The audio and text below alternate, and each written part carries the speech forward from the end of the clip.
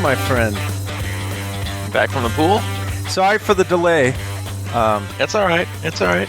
I have been taking our How Not to Suck at Swimming podcast a little seriously lately. Nice. Sunday swim? Oh, yeah. Saturday swim, Sunday swim. Whoa. I'm really starting to enjoy it again, and I don't like to... I like to take advantage of those time periods. As well you should. Yeah. And I won't go into it, but let me just say that I'm basically using the How to Not Suck at Swimming podcast as my guide. And it's sitting out there for everybody to listen to. I would hope so. Well, yeah. But I'm just saying, I'm reiterating that, even though I have been sort of following that, theory for, since you've been my coach for 4 years, it's good to have a reminder. So you might want to go back and listen to parts 1 and 2, and there's a lot of good stuff in there, and it's really, as you get better or stronger in the water, you can really start executing those little things, and that's the fun part to me. Yeah, it's swimming's one of those, especially with how technical it is, that once you kind of start to have the ability to master some of the finer techniques, is when you can just really, really start to see the difference. Yeah, and it's exactly. Anyway, that's not why we're here. I think first of all, congratulations is in order to us. Isn't this like our 100th podcast or something? Oh, it's definitely not been 100.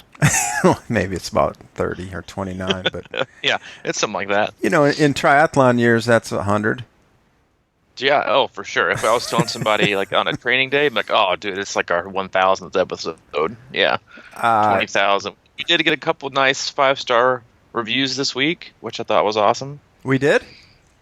Yeah, we got another 1 or 2. 1 or 2 is excellent. Thank you for putting out those 5-star reviews and leaving comments. We really like that. We kind of been interacting with a lot of people that email us, and I think it's fun, personally. Yeah, I too. It's been a huge week, I think. I mean, for me, I'm pretty stoked about our guest next week. Oh, yeah. And, real pumped. And then even more pumped about our guest in May. I'm really stoked about that. Oh, yeah. We've got a couple of really nice guests. Well, we can say the next week, so it'll air, I would guess, probably Thursday.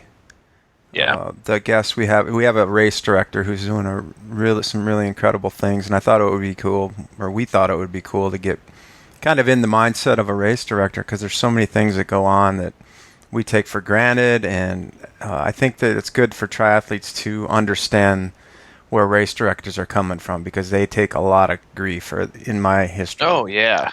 Oh, for sure. And they never get the credit when it goes off great, and they always get blamed when it goes off poorly. Yep, the old. So I think especially doing like a huge event like an Ironman branded 70.3 event. I mean, you know you're going to get some flack with that. So it'll be kind of like our version of like Undercover Boss. You can see how the other half lives, and maybe appreciate and be more mindful of some things next time we decide to step on the race course. Yeah, because I've done that too, man. And then it's just it's silly. So do you want to kind of tease the far out guest too, or you just want to leave that? Oh, I'm not teasing it. I'm such a huge fan of Brad Stolberg. Oh my gosh. Okay. Yeah. So he is. I'm not good at tease, man.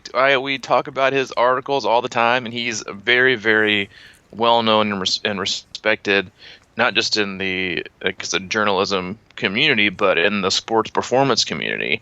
And the book that he's coming out with, that he's I believe co-authoring with, has some other people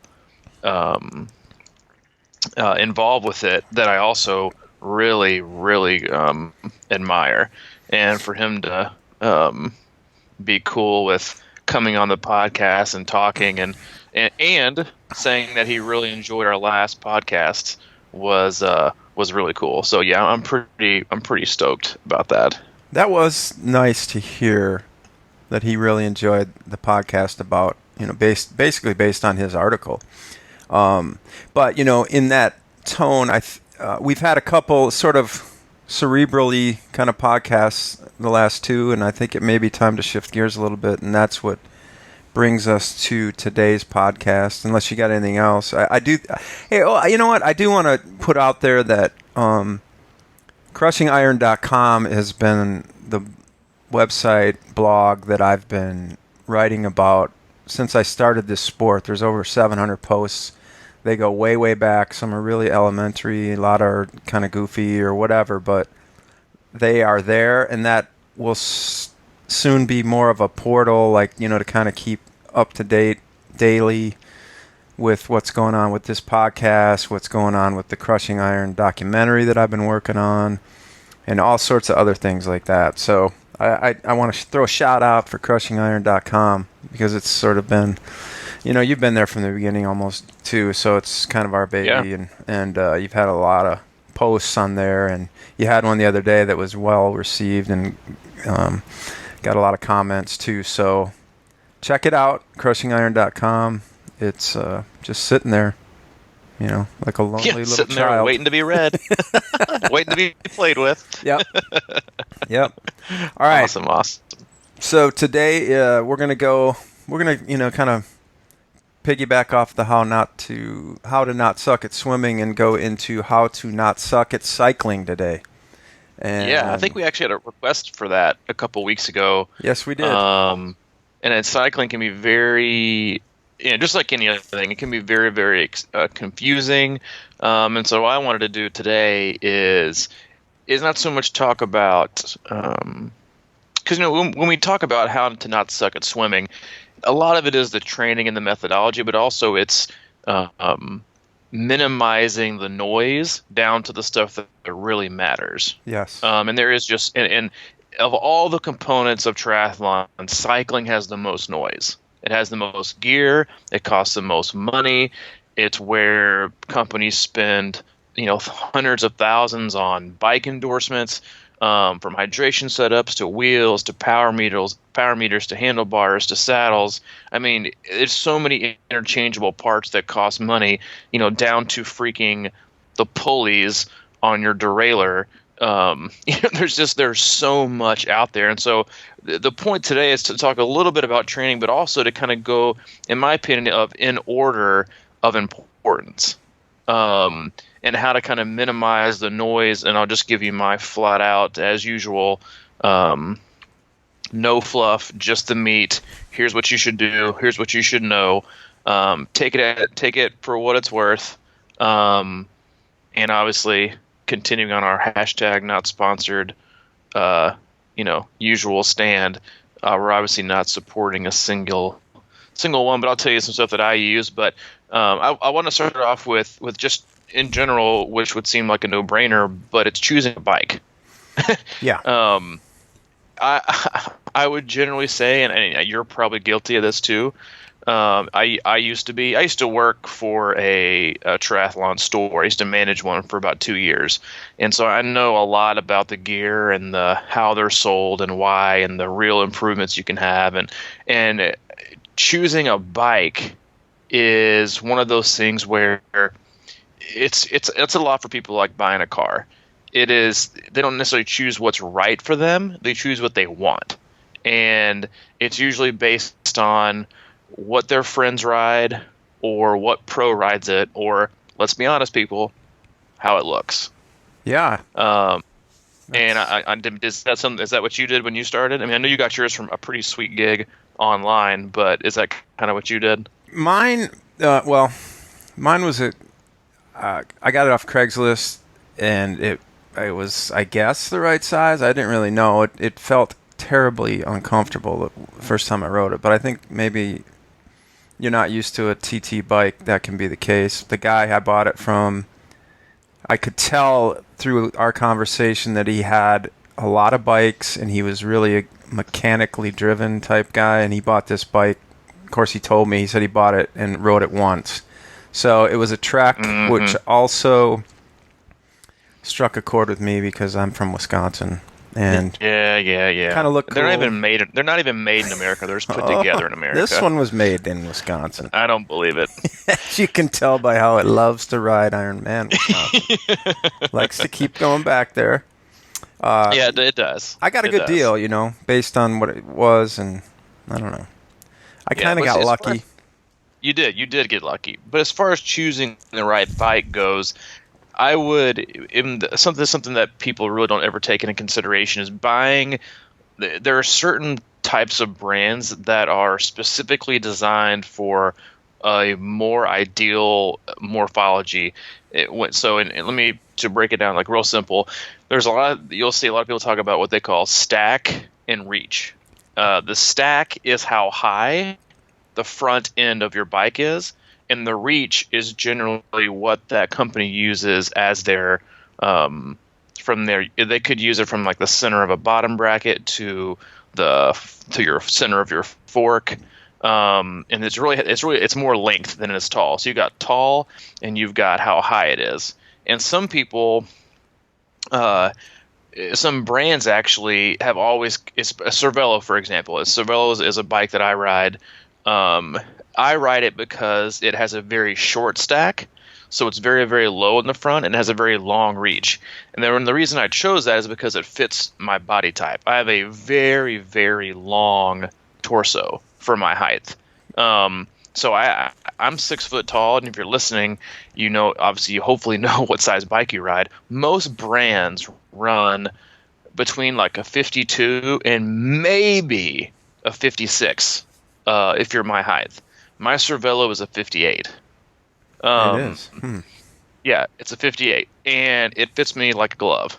And we'll talk about why that is coming up. But some brands, so Cervelo is more traditionally, now with their newer P5X and the newer stuff, they've kind of gone more to a universal fit to attract more customers, which is something that a brand like Felt has always done. Felt has always made their bikes not really just for a person, but for almost everyone, which is great marketing if you're going to make a lot of bikes.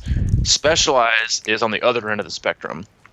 Specialized traditionally has always made their bikes very, very tall stack, so very, very tall front end, and a very, very short reach. So they're really good for shorter people or with people who have really long legs and short torsos, which is a lot of cyclists. And so, but before choosing a bike, look into getting your stack and reach. And you can go online and use and get some measurements to do that and find out what brand fits you. And don't be glued to a dimension, because brands all measure from different places. It's not uniform. So one might measure from the middle of the bottom bracket for their reach all the way to where the middle of their headset is, or they could measure to where their fork hits. Totally different. So you could be a 54 in a Scott, and you could be a 56 in a Trek, or you could be a 58 in a Cervelo. So you're not really a number. You're a number according to a brand based on where they measure. So those are a few things I'd always recommend people to do is figure out your type of body style and then pick the bike that's best for you, not picking the bike you want and hoping it fits, and then fitting what you're stuck with, which is the way you were born and the way you were built. When you go into that process, because especially if you're not used to riding a TT bike or dealing with aero bars and things like that, because if you're new to that, I mean, how do you know if it feels right? I mean, that was just a... I think it's going to be... I mean, here's the other bad part is that when you get fit for a new bike, and I'll be honest with everybody in there who's listening, having worked at a triathlon store that sold bikes, you just want to sell bikes, and so people will fit you. People want to fit you to a bike they have in stock. The margins for bikes are very, very low. So if I purchase a bike that's going to retail for $2,000, I probably spent $1,400 on it. So the margins are very, very small. It takes up a lot of cash flow. So if you so where people will get you is, oh, well, you could definitely ride a 56, but we're going to put you on this 54 and just get a really long stem. Like we'll get you to, most bikes come with a stock 80 to 90 millimeter stem. What we're going to do is we're going to push you out to like 110 millimeter stem to compensate. Now, what that does is something else you just brought up is it's already kind of what I call wiggly in the front if you've never ridden a TT bike, especially after getting fit on a trainer where you don't have to steer and move and avoid cars and trees and traffic. Lengthening the stem only makes it harder to maneuver. It keeps it farther away from you, and you've got just kind of it's too fluid. You want it closer to you. So, I mean, generally it takes people a long time to kind of get the groove of it. Greenways are a great place to practice because you're going to hug the corners and you can take them fast without risking too much bodily harm. Because if you crash, you'll fall into the grass, and if you crash even really really bad, you're not going to get hit by a car, or even worse, God forbid, somebody sees you. So yeah, nobody likes it. I mean, I remember when I was in Hilton Head, I was like 2004. I got my first tri bike. It was a Felt S22, bright red. Saved up my money, bought it for $1,600, and I rode it home. Had never ridden with like clip-on shoes, and I got to a red light and fell over in like epic slow motion. Oh, that's a beautiful thing, man. Yeah, dude, it was beautiful. Here I was, like, I worked for the Ocean Rescue Squad. I was this like 25-year-old guy, tan, trying to look buff, heading home with my brand new bike, and got to this stoplight and just like wobble, toast. It was disastrous.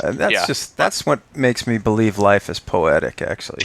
That's right. Those kind of moments. And you see that guy, just biting it. I fell off my trainer the other night, man.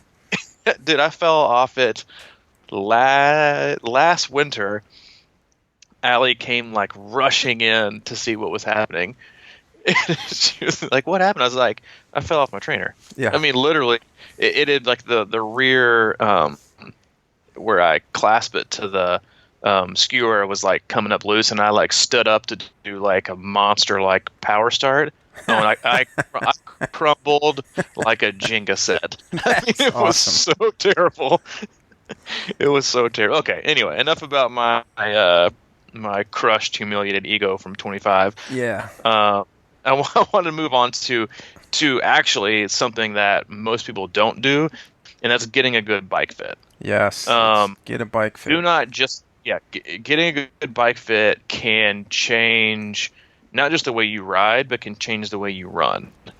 And live. Obviously, the way you live. This is going to be like the deal where I want to preface it with kind of going to get new shoes, and don't let the person say, they'll stretch out. You'll start to feel good in them. Even, you don't want to leave the store where it doesn't feel good or not. Exactly. Okay. Well, a great bike fitter, and I have one here in KC that is, he has like 5 different certifications. He's just not glued to one. Like, he's not glued to the BG geometry fit the Specialized does, or the Fist fit, or the there's so many other ones out there. He's taken them all and kind of blended them all together just with experience.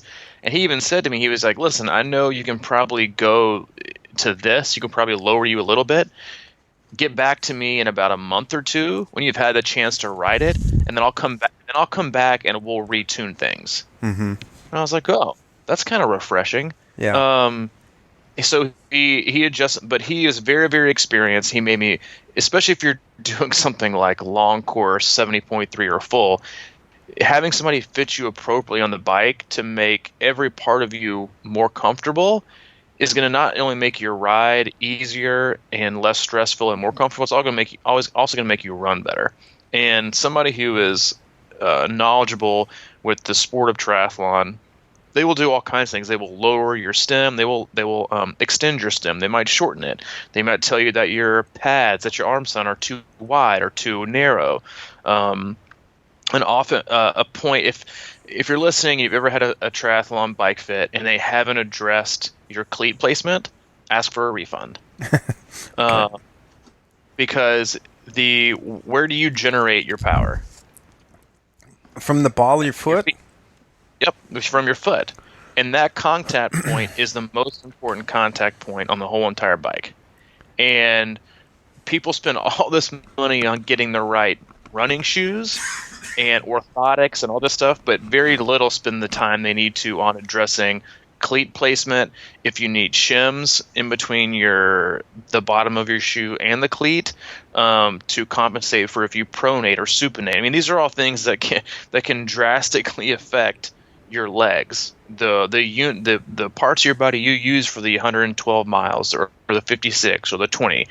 It's not about what looks the fastest or how aero you look. It means absolute jack crap if your contact points are causing you to lose power because you're not centered, or causing muscular imbalances to where you're putting more on your medial or your anterior part of your quads or your hamstrings. And what I found through my years and years of coaching and doing bike fit stuff is a lot of running injuries are actually directly responsible from poor bike fit.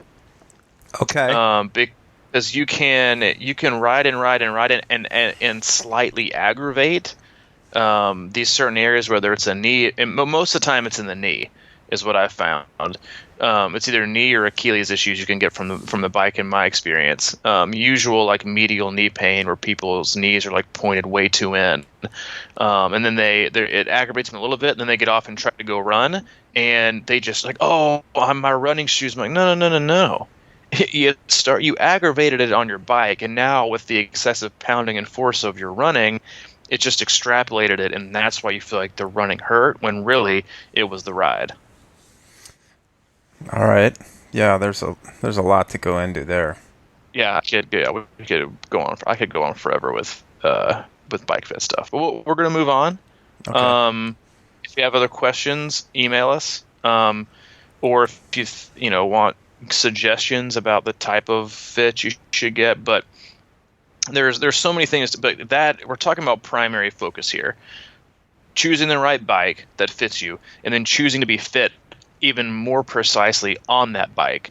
You're going to spend hours and hours and hours and hours, some people hundreds of hours. Make your investment on that before you make your investment, and do your research before you make your investment on buying snazzy gear that you might use 5 times a year. After getting your bike fit, once you've gotten the right bike, once you've gotten comfortable on that bike and in the best position possible, now it's time to apply the right training. And this also will come from a purchasing standpoint. If you don't have a heart rate monitor, who cares? If you don't have a power meter, who cares? Start with dedicating yourself to consistent training, because what I've seen in the past couple of years especially is more dedication and more time spent online looking at what to buy than people do actually on their bike riding. Well, And if you want to get faster, before you buy a new helmet or a new skin suit or what hydration step's going to save me 5 seconds or wheels, get on your damn bike and go ride. After you've ridden, you can get on the internet. I mean, it should be a standing rule for the rest of the year. If you haven't ridden your bike today, you can't get on the internet and look at certain websites. Ride your bike, then you get permission to use the internet. Okay? yes, sir. Yes, that's what I thought. That's right. I hope there's like a couple hundred people out there who just said yes, sir, in their car on the way to work tomorrow. And how can we sugarcoat that a little bit? It's a little harsh. I'm kidding. No, no, I think you're right. Appreciate our harshness, but it's there. You don't have to have a power meter to go to Kona. You don't have to have a power meter to finish your first Ironman, or even a heart rate monitor. You just got to know what feels easy is easy, and what is hard is hard.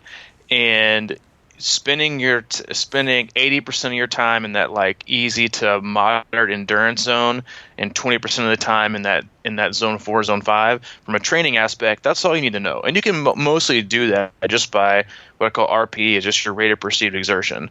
And one more tidbit on that: zone 3 is no man's land. Way too many people spend their time in zone 3. I've done it before, because zone 3 is that heart rate or power or perceived exertion area to where it feels like race pace. And that's why people love it. Because you can do it for like long periods and like see results that you think, oh, I can do this on race day. This is how it feels, like how fast I'm going. But then you're wrecked for days and days and days, like you will be after a race. Whereas zone 4, zone 5, you can only sustain those really, really hard efforts for such a short amount of time that you're going to need a lot of recovery from it, and you can't do them as much. Gotcha. So there's more recovery, and you can actually come back out tomorrow and do it again the next day. So people tend to like recover in zone 3. Is that what you're saying, or sometimes, or think they are? People will choose to go for 2 hours in zone 3 instead of doing, let's say, like a 2-hour ride where the first hour is like zone 1, zone 2 endurance riding, and then the second hour will be, let's say, like 4-minute efforts of all-out sprint, like all out, all you can do with like at least a 4-minute recovery afterwards. That's going to leave you pretty gassed, but you can't do it so long that it's going to continually. So you're really only getting 16 minutes of like sub or super threshold work, versus, but you can recover from it and go again the next day, versus just going like 10 to 15% lower than that and doing it for an hour or hour and a half. Gotcha. And I used to do it all the time. I'm like, oh, this is race pace. And same with people. The same thing with running. Same application for running. And I have a question. Yeah, go for it. In the zone, I have a question about zone. So, I don't have a great grasp on zone, what it means, but does it change based on the race you're training for? It does not. Okay. It does not. So where does that baseline come from? The amount of time you might spend in a zone, it might be dependent on the race. Okay. But other than that, so there's a million different ways to find out like what the like what your peak is. A lot of people will do like I always have my athletes do a 20-minute test, and that's for cycling, and that's just 20 minutes all out. And instead of using your max heart rate, I'll use your average heart rate for that 20 minutes as your max. And then what I'll do is I'll just take percentages, and generally speaking, 55% of your max or and below would be considered like active recovery. Your perceived exertion level is like a 2, maybe even like a low 3. Endurance riding is the meat of it. It's 56 to 75%. If we're talking so this power. Is zone 2? Yeah, zone 2. Zone 2 for heart rate goes all the way up for my athletes like 70 to 82, 83%. So we're talking a pretty high ceiling for heart rate, but it's basically your all-day pace, or what a lot of people consider your the LSD pace, a long, slow training. Okay. And that's a pretty big bulk. Zone 3 is what most people call tempo. And that's probably what makes people realize what I'm saying is tempo work feels sustainable. It's hard, but it should feel controlled. Your breathing should be somewhat deep and it should be focused, but it's something that you feel like you can kind of hold on to for a while. And that's generally for heart rate, it's about 84 to 94% of your max heart rate, which is high. Mm-hmm. But it's one of those things where like people get into it and they're like, oh, I can hold this for a while. Like for that example, like a tempo percentage for me would be like at my open half marathon pace. So yeah, obviously something I can hold for a while. But would I want to go out tomorrow and do that pace for an hour and 15 minutes running? No. I would Okay. not. Um, and then as you get up from that, you're looking at like lactate threshold stuff, which is probably 95 to 100%. And anytime I get above tempo, I like to just tell people to go by effort, because most of the time, especially if you're doing shorter duration stuff, there's such a lag in your heart rate and the curve that you can sprint for 30 seconds and go all out, but your heart rate doesn't have there's that lag behind that it takes your heart rate to catch up, and then for it to pull up on your device to where if I said go all out in 100% for 30 seconds, you wouldn't get to that heart rate wise. If you've had enough adequate recovery, you wouldn't get there because it's such a short period. Does that make sense? Yeah. Mm-hmm. Yeah. All right.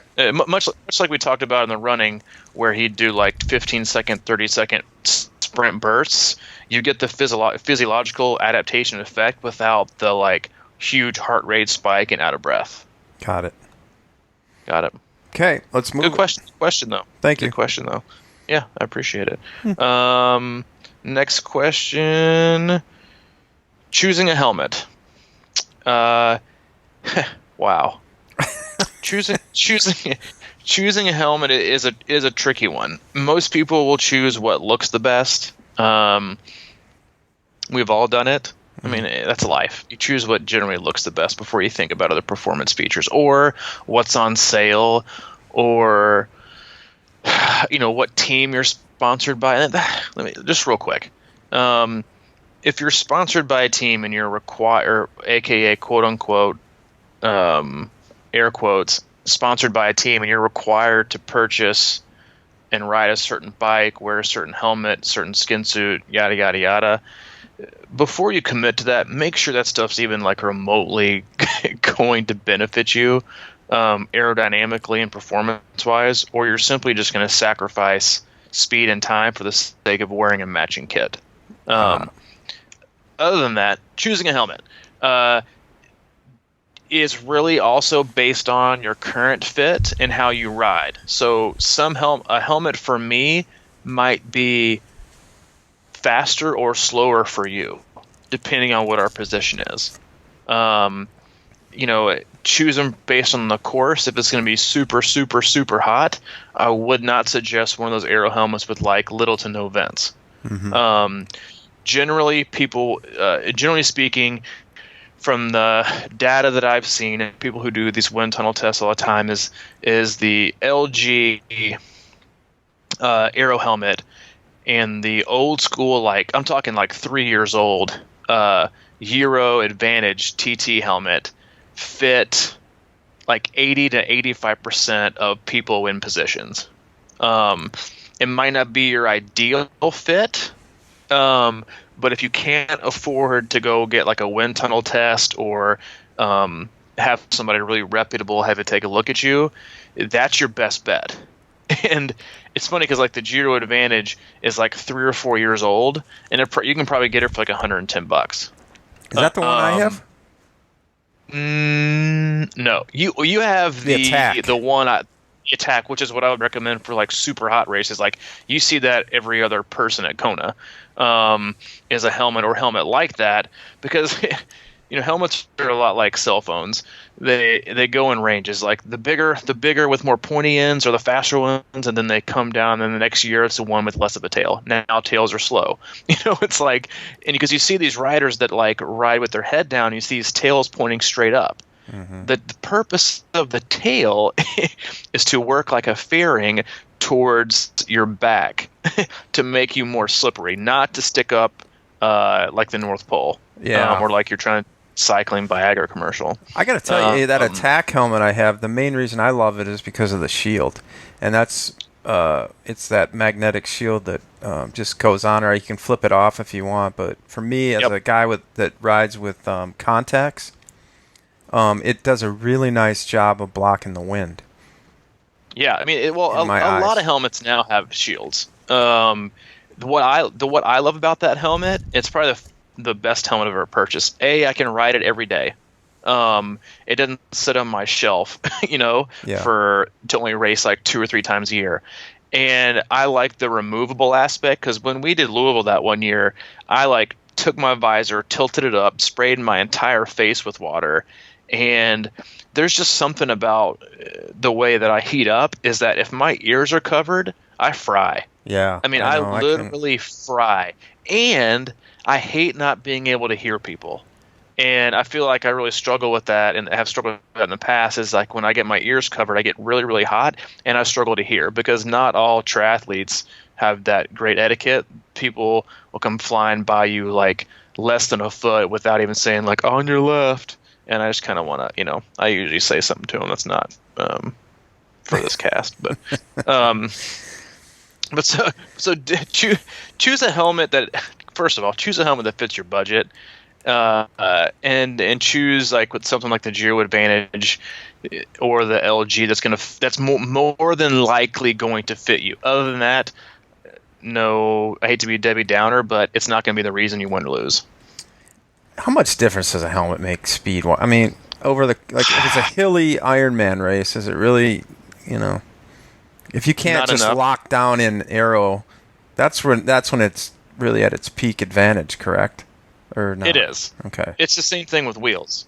We'll get to that. It's like wheels are only like really, really, really beneficial at certain speeds and at certain yaw angles. Okay. But everybody that's listening, myself and you included, has been beaten and smoked by a person riding with just a road helmet at a triathlon. Sure. So it's not. It's just it's helpful. But again, look at what they can offer, not how they look. Which it kind of goes the same thing with, we talked about this with buying a suit. Buying a sleeveless or a sleeved tri kit, or as my wife likes to call it, your tri outfit. We've discussed this before, so I know it still cracks me up. I loved mine because I felt like the compression. I got a sleeved one. I enjoyed the compression that I had on my arms because on the run for me, my arms get fatigued sometimes. But the main thing for me was having my shoulders and my arms covered from sun, and not getting sunburned. That was probably the biggest one. Again, do I know that my skin suit? It's Zoot, black with like some blue and orange fringe on it. A couple of rhinestones on the back. Yeah, I know you saw those. Do I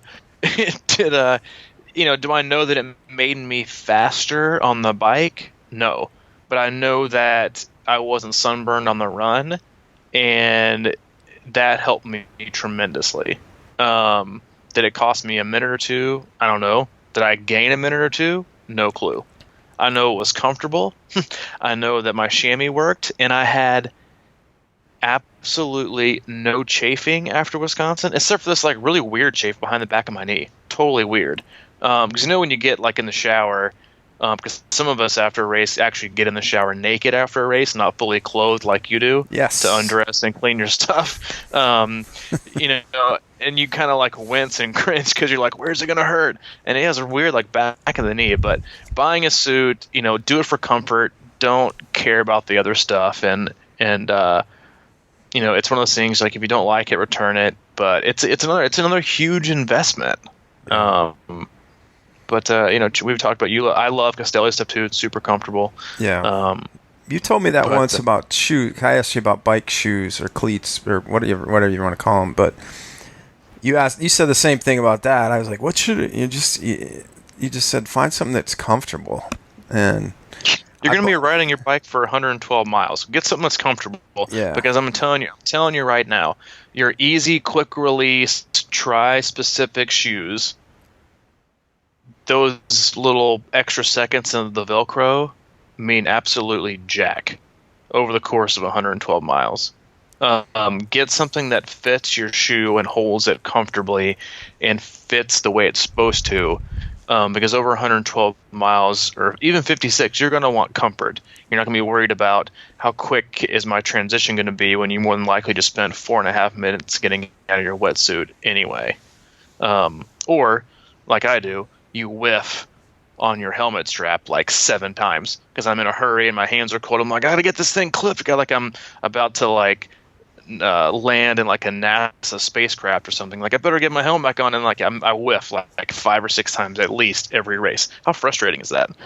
It's one of the worst. Don't tell me like you're like one of those clean claspers No, I'm every pretty time. clean. Pretty clean. Dude. I don't believe that for a minute. Seriously? Are you a clean clasper?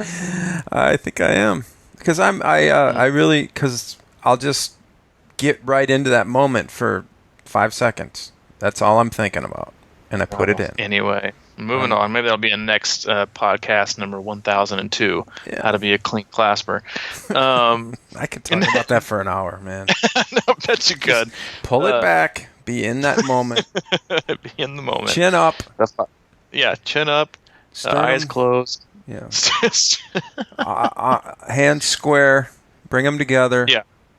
Close your eyes just a little bit to bring the focus in and nail it. Bam. There you go. That's a freebie.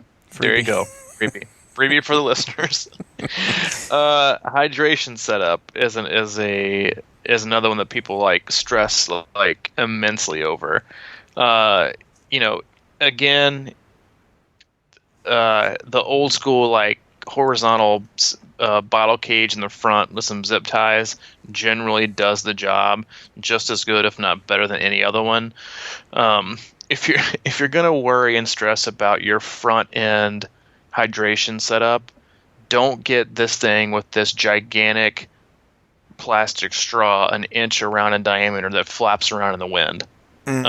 It's just like that's such an arrow no. Like you spend all this money on stuff and then you see these people, or sometimes with like these horrible like profile design fuel cells where like half of it's water and the other half is this, and they've got 2 straws hanging up in the wind. Like you just ruined everything. 2 straws. Yeah, for each cell. Oh, okay. Yeah, I'm like, come on. Well, like what if they're sharing? Sharing is caring.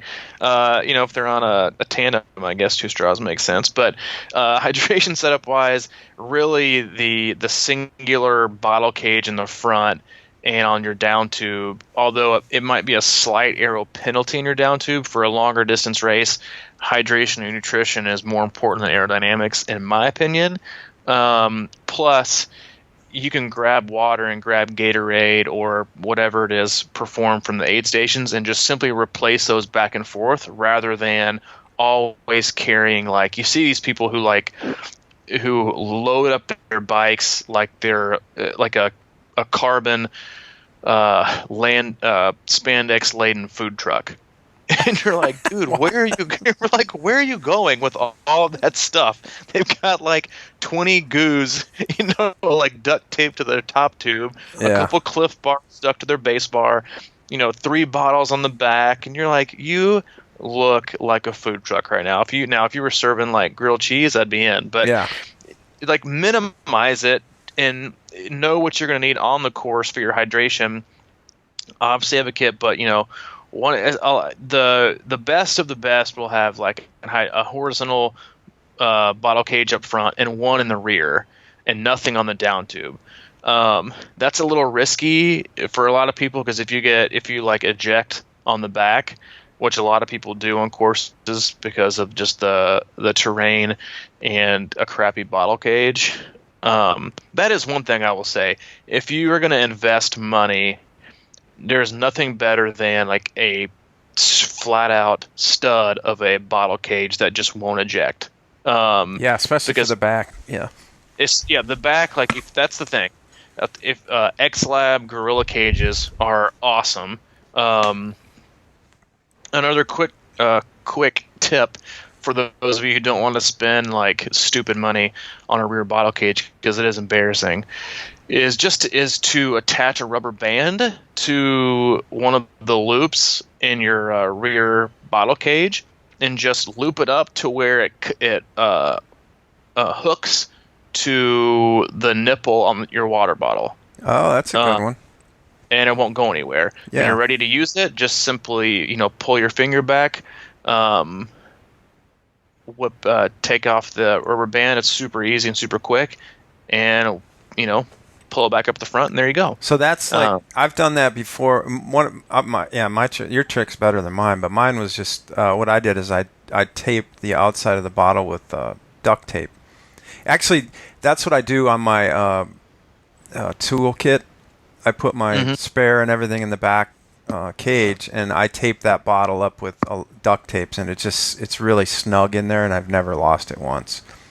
Yeah, I mean that's another thing you can do. Or you can like wrap a 5-pound kettlebell to it. Whatever you want to do, it's it's just make sure it stays down. Duct tape, it's not that much, man. Sure it isn't. But it gives me momentum downhill. A little more weight. Right, yeah, sure. And there are a lot of companies now that'll make these like food like storage things, and now they make them like integrate into your bike, which is just insane. And use that up front. Don't be the person that like literally pastes all of their food to their bike. I kind of like that.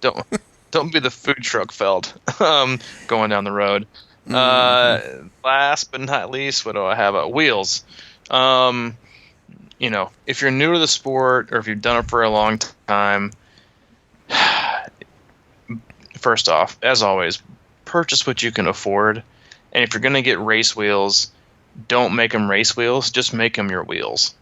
And ride them every day, all the time. The way they make wheels now, they're so durable that the last thing you want to do is spend a lot of money on wheels and just have them sit there.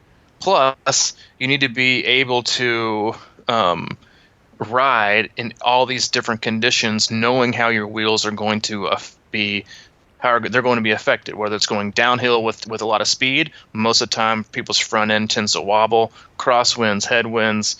You want to be able to adapt to those before the race. So if you're going to purchase, and you can responsibly buy race wheels, buy some that you can afford that you're not afraid to beat up and wear all the time, or race and have on your bike all the time.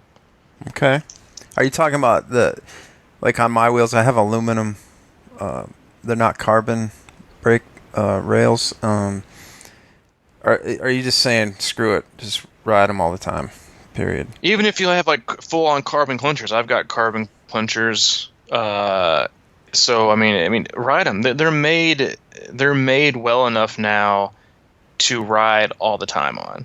Don't ride your disc all the time just because, just don't be that guy. But ride your, whatever else is all the time. Get used to them. Know how they feel. There's some are firmer, than others. You can get better power transfer. Just if you're gonna buy them, ride them all the time. People will probably make fun of you, but that's okay. We're triathletes. We make fun of ourselves. Yeah. But look into ones that are reasonable. There's a lot of good companies out there. Flow makes pretty good, cheaper ones. Zip and NB are just stupid expensive.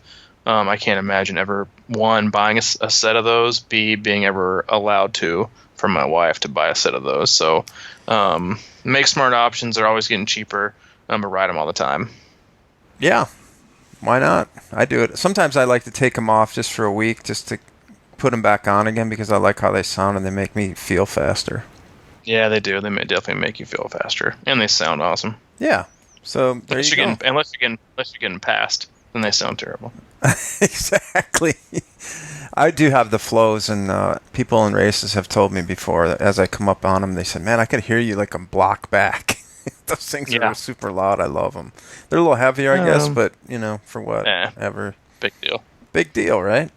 Big deal. Well, I certainly feel a how to not suck at cycling part 2 coming on here, but I think this is going to have to... a lot more to cover, but this is a good teaser to it and a lot of good information. Yeah. Email us with any questions, crushingiron@gmail.com. Yes. Questions, comments, and feedback.